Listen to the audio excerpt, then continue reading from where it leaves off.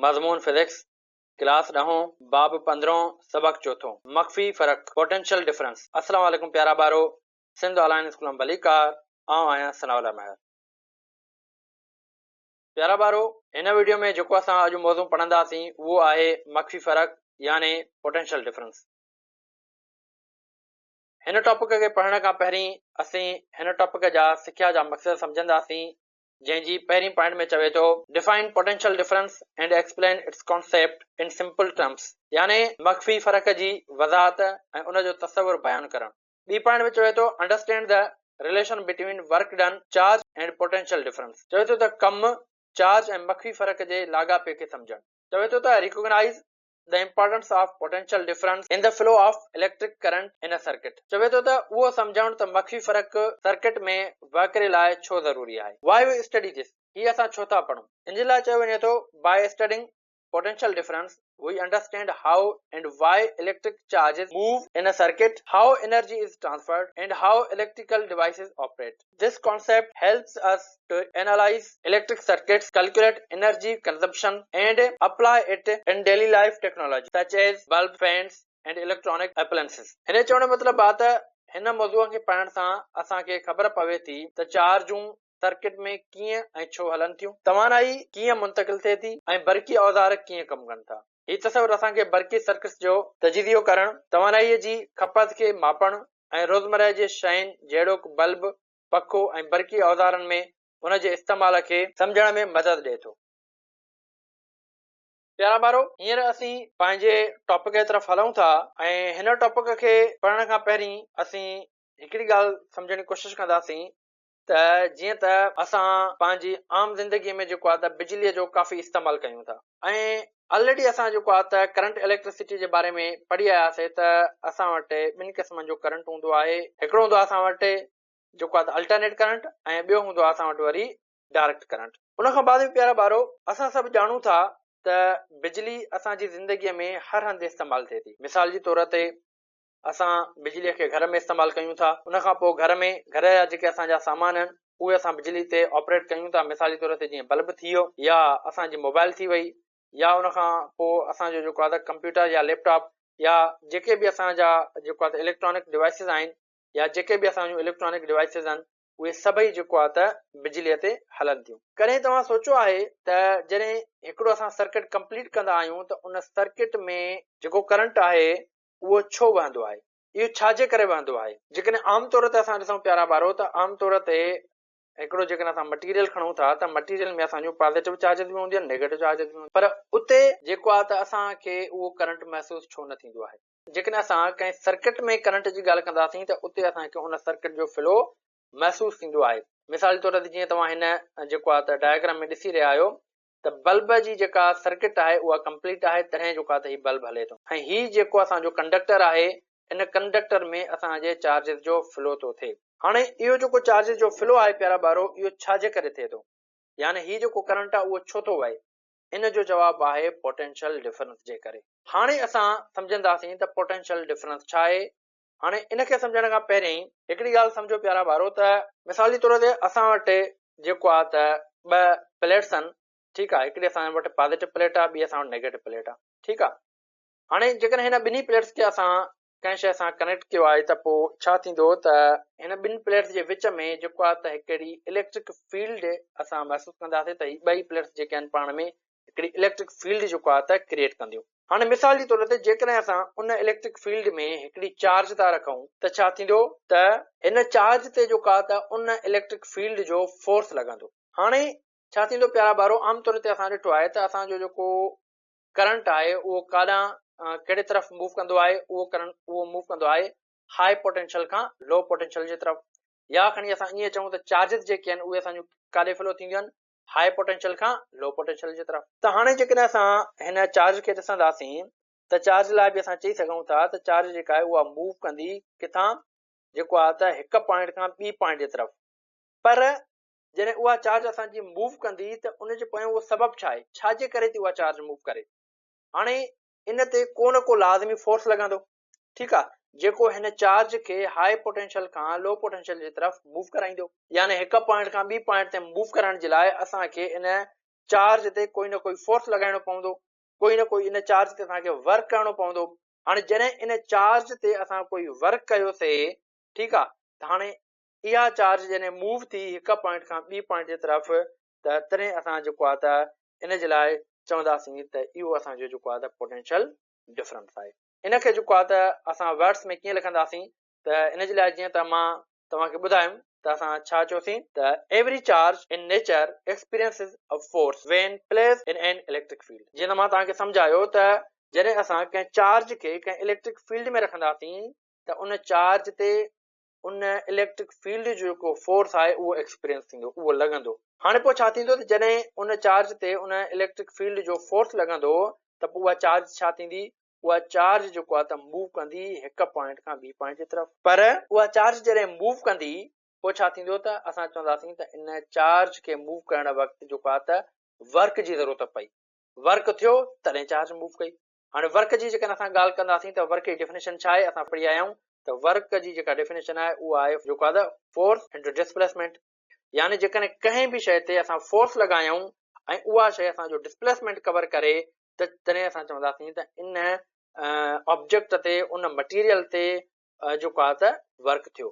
त हिते बि जेकॾहिं असां चार्ज जे केस में ॾिसंदासीं त चार्ज जॾहिं मूव कंदी हिकु पॉइंट खां ॿी पॉइंट जे तरफ़ त छा थींदो त हिकु त डिस्टेंस कवर कंदी, ॿियो लाज़मी आहे जॾहिं हिन चार्ज ते फोर्स लॻंदो तॾहिं त उहा चार्ज जेको आहे त डिस्प्लेसमेंट कवर कंदी, विदाउट फोर्स जे उहा चार्ज डिस्प्लेसमेंट कवर नथी करे सघे। तो अहिड़े नमूने सां हाणे असां जेको आहे त प्रॉपर डेफिनेशन जेकॾहिं इन कढूं असां त असां कीअं हिनखे लिखंदासीं त हिन लाइ चई सघूं था दिस वर्क, कहिड़ो वर्क, जंहिं चार्ज खे हिकु पॉइंट खां ॿी पॉइंट ते पहुचायो, दिस वर्क पर unit charge is called potential difference. उहो वर्क जंहिं चार्ज खे हिकु पॉइंट खां ॿी पॉइंट ताईं पहुचायो उनखे असां चवंदासीं हिते जेको आहे त पोटेंशियल डिफरेंस। त तव्हां हिते सिंधीअ जी डेफिनेशन में बि ॾिसी सघो था। ठीकु आहे, चवे थो कमु जेको हिकु यूनिट चार्ज खे हिकु जॻह खां ॿी जॻह ते पहुचाइण लाइ कयो वञे उनखे मख्फी फ़र्क़ु सॾिजे थो। ठीकु आहे, उन खां बाद में प्यारा ॿारो जेकॾहिं असां पोटेंशियल डिफरेंस खे जेको आहे त सिंपल वर्ड्स में सम्झण जी कोशिशि कयूं त असां सिंपली ईअं चई सघूं था त potential difference is like a push or driving force that makes charges flow in a circuit.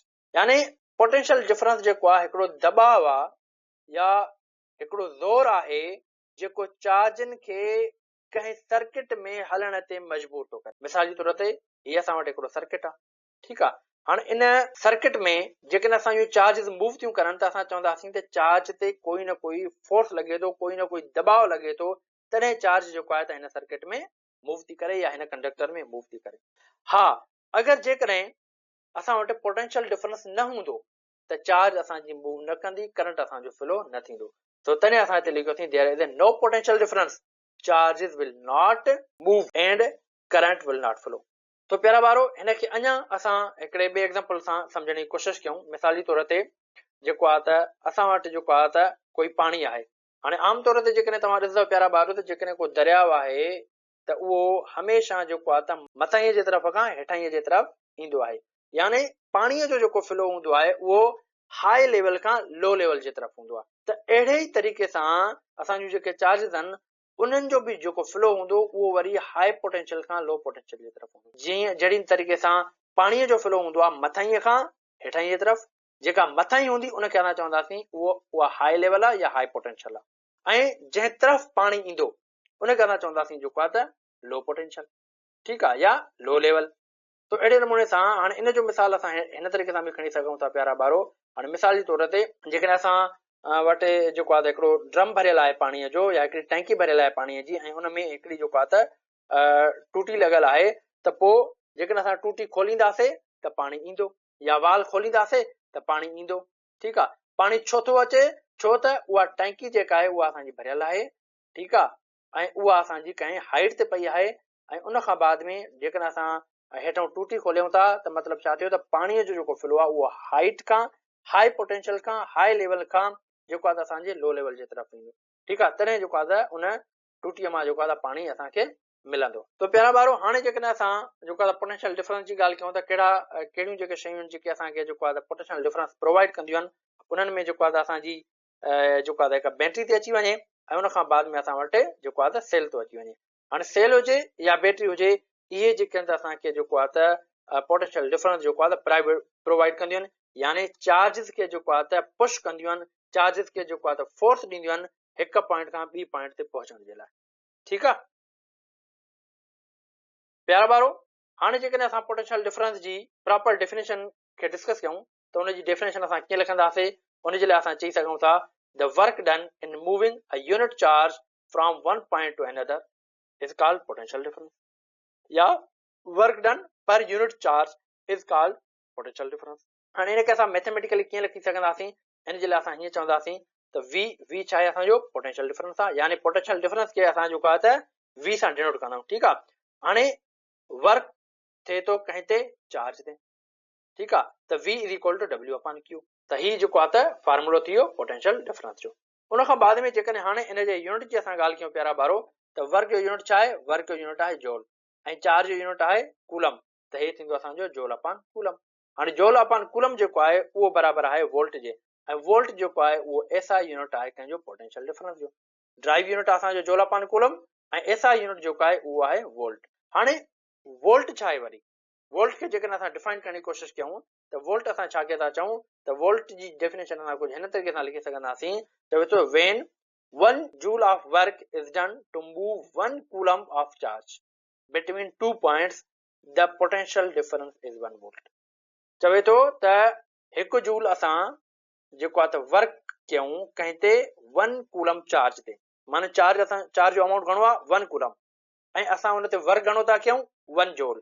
जॾहिं असां 1 कूलम चार्ज ते 1 जूल जेको आहे त वर्क कयूं चार्ज खे हिक पॉइंट खां ॿी पॉइंट ते पहुचाइण जे लाइ, तॾहिं असां चवंदासीं त उन सर्किट में उन डिवाइस में जेको पोटेंशियल डिफरेंस आहे उहो असांजो 1 वोल्ट आहे। ठीकु आहे प्यारा ॿारो, हींअर जेको आहे त असीं पोटेंशियल डिफरेंस जो हिकिड़ो न्यूमेरिकल सॉल्व करण जी कोशिशि कंदासीं एग्जाम्पल जी तौर ते।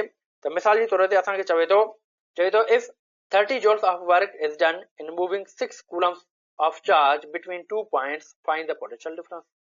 चवे थो त 30 जूल कम आहे उहो थिए थो जेको आहे त 6 कूलम चार्ज ते, ॿुधायो त पोटेंशियल डिफरेंस जेको आहे उहो घणो हूंदो। हाणे असां सभ खां पहिरीं डेटा ठाहींदासीं, त डेटा असांखे जेका मिलियल आहे उहा आहे जेको आहे वर्क आहे 30 जूल ऐं चार्ज आहे 6 कूलम, असांखे पोटेंशियल डिफरेंस मालूम करणो आहे।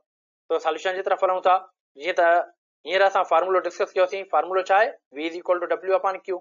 हाणे हिन में असां वैल्यू रखियोसीं, वर्क असां वटि घणो आहे 30 जूल ऐं चार्ज घणी आहे 6 कूलम। ठीकु आहे, हाणे 6 जी टेबल जेको आहे त 30 ते हणंदासीं त इहा घणा दफ़ा ईंदी? 5 दफ़ा ईंदी। ठीकु आहे, हाणे इन जो मतिलबु छा थियो त असां वटि जेका पोटेंशियल डिफरेंस आहे उहा आहे असां वटि 5 वोल्ट। तो प्यारा ॿारो, मूंखे उमेद आहे त तव्हांखे हीउ जेको टॉपिक आहे उहो सुठे नमूने सां सम्झ में अची वियो हूंदो। तो हिन लेक्चर खे हिते असां ख़तमु था कयूं। इनशाला नेक्स्ट लेक्चर में वरी असां नए टॉपिक सां गॾु मिलंदासीं। तेसिताईं अल्लाह हाफ़िज़।